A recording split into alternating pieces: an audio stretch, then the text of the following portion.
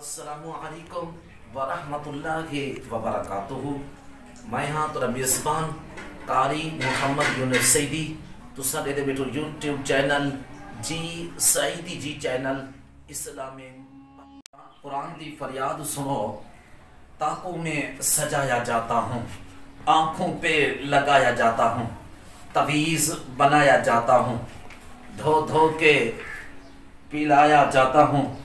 कभी अत्तर की बारिश होती है, कभी खुशबू में बसाया जाता हूँ। जिस तरह तोता मीना को कुछ बोल सिखाए जाते हैं, इसी तरह पढ़ाया जाता हूँ, इसी तरह सिखाया जाता हूँ। जब कौलो कसम लेने के लिए तकरार की नौबत आती है, फिर ज़रूरत पड़ती है, हाथों पे उठाया जाता हूँ।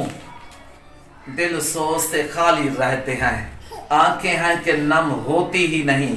कहने को मैं एक एक जलसे में पढ़ पढ़ के सुनाया जाता हूँ।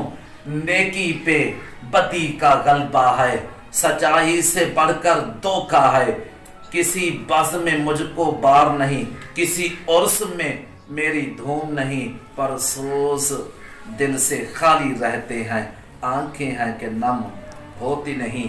कुरान से इज्जत मिलती है, कुरान से अजमत मिलती है, कुरान से रहमत मिलती है, कुरान से जन्नत मिलती है, कुरान से अनवार मिलते हैं, कुरान से सरकार मिलते हैं, कुरान से खुदा मिलता है, कुरान से दामने मुस्तफा